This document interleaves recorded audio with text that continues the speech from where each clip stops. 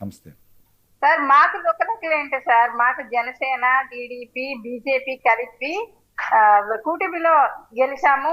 అది కూడా మా జనసేనకి 100% స్ట్రైక్ రేట్ వచ్చింది. ఇంకో విషయం ఏంటంటే కూటమిలో లుకలుకలు ఉన్నాయని చూపించడం వైసీపీకి రాజకీయ అవసరం సార్, అంతే. కానీ ఇక్కడ మనం చూసుకుంటే 100% ఏ పార్టీలోని కూడా స్థానిక నాయకత్వంలో బలాబలాలు చూసుకుంటారు కాబట్టి ఏక అభిప్రాయం అనేది ఉండదు.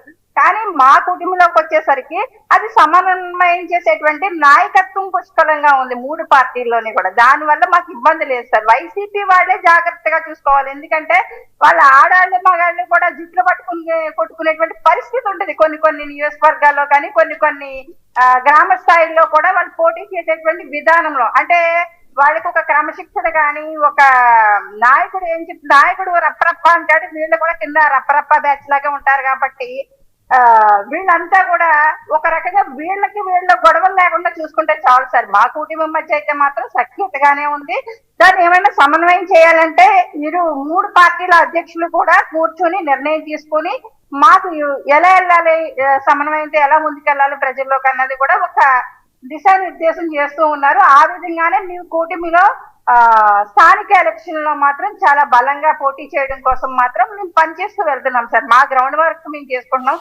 జగన్మోహన్ రెడ్డి గారు ఇవాళ వాళ్ళ క్యాడర్కి దిశానిర్దేశం చేస్తూ ఉన్నారు. ఊకదంపుడు ఉపన్యాసాలు, భగవద్గీత, ఖురాను అని చెప్తూ ఉన్నారు సార్. బైబిల్ అని చెప్తూ ఉన్నారు. మేనిఫెస్టో అంటే అలాగ అమలు చేయాలి అన్నట్టుగా. కానీ ఇదే జగన్మోహన్ రెడ్డి గారికి మేనిఫెస్టో అనేది భగవద్గీత, ఖురాన్ తో పోల్చినటువంటి జగన్మోహన్ రెడ్డి గారికి రాష్ట్రాన్ని అధోగతి పాలు చేసి 5 సంవత్సరాలు రాక్షస పాలన పరిపాలించడం అనేది అదేమన్నా బ్రహ్మ అగ్నిలాగా భావించారా ఏంటి అన్నది కూడా, అది కూడా ఒకసారి ఆయన ఆత్మ పరిశీలన చేసుకుని మాట్లాడుంటే బాగుండేది సార్. కాకపోతే క్యాడర్ చెదిరిపోతారు కాబట్టి కింద స్థాయిలో దిగువ స్థాయిలో కూడా ఆల్రెడీ వైసీపీ నాయకులు చాలా మంది ఇతర పార్టీల్లో కూడా టచ్ లో ఉంటారు కాబట్టి క్యాడర్ ని కాపాడుకోవడానికి, అలాగే కార్యకర్తల్లో నూతన ఉత్సాహాన్ని నింపడానికి ఏ పార్టీ నాయకుడైనా చేసేటువంటి ప్రక్రియ కాబట్టి జగన్మోహన్ రెడ్డి గారు ఇవాళ చెప్పుకునేటువంటి వాళ్ళ క్యాడర్ కూడా చాలా దిశానిర్దేశాలు చేస్తూ ఉన్నారంటే ఎక్కడికక్కడ మనం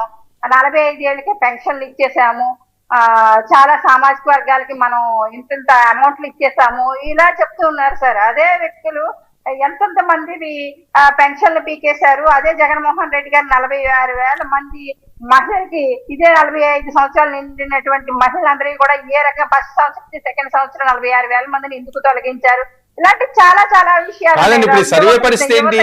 కాదండి, సర్వే పరిస్థితి ఏంటి? సర్వే పరిస్థితి ఏముంది సార్? ఆ జగన్మోహన్ రెడ్డి గారు చేయించిన సర్వేలా లేకపోతే ఆయనకి రానటువంటి సర్వేలా? ఆ రోజు కూడా చూస్తాం వై నాట్ 175 కి 175 అని చెప్పి ఆ రోజు ఆత్మసాక్షి సర్వే దగ్గర నుంచి ఆరామస్థాన్ సర్వే వరకు కూడా క్లీన్ స్లిప్ చేసేబోతుంది వైసీపీ అని ఒక 11 సంవత్సరాలు అనుకుంటా సార్ ఇవే రిపోర్ట్లు ఇచ్చిన తర్వాత మొన్న ఎన్నికల ఫలితాల్లో ఏమైంది సార్? 11కు పడిపోయింది. అంటే ఇలాంటి సర్వేని జనసేన అయితే మాత్రం అస్సలు నమ్మదు. ప్రజల్లో మనం ఏం పని చేశాము, ఏం అభివృద్ధి చేశాము, అభివృద్ధి సంక్షేమం రెండు కళ్ళగా ఎలా పని చేస్తున్నాము, ఇంకా ప్రజా సమస్యలు అంటే దశాబ్దాల కాలంగా మిగిలిపోయినటువంటి సమస్యలు ఏవైతే ఉన్నాయో వాటన్నిటికీ కూడా పరిష్కారం చేసేటువంటి దిశగా ఏపీ డిప్యూటీ సీఎం గారు, అలాగే రూరల్ డెవలప్మెంట్ మినిస్టర్ గా కావచ్చు, అలాగే అటవీ శాఖ మినిస్టర్ గా కావచ్చు, ఈయన చేస్తున్నటువంటి ప్రతి ఒక్క కార్యక్రమాన్ని మనం చూడొచ్చు సార్. దశాబ్దాలుగా ఉండిపోయిన మీ కాకినాడ పరిస్థితి ఎలా ఉంది? లోకల్ ఎన్నికలకు సంబంధించి ఏంటి? మెజారిటీ మీరే ఈస్ట్ వెస్ట్ తీసుకుంటున్నారట, నిజమా సార్? అది మా అధినేత పవన్ కళ్యాణ్ గారు జనరల్ గా మున్సిపాలిటీలు ఇవన్నీ కూడా అత్యధికంగా మీరే తీసుకుంటున్నారట, నిజమా అంటున్నాను అనుకోవడం సార్. నిజమా?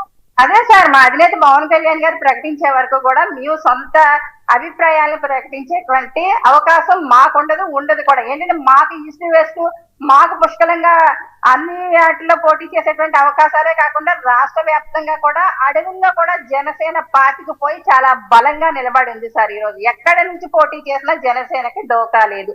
సంస్థాగతంగా బలోపేతమై ఉన్నటువంటి జనసేన పార్టీ ఓన్లీ ఈస్ట్ వెస్టే కదా సార్, రాష్ట్ర వ్యాప్తంగా కూడా జనసేన పార్టీకి సరైనటువంటి బలం ఉంది. అలాగే బలమైనటువంటి స్థానాలను కూడా ఈ లోకల్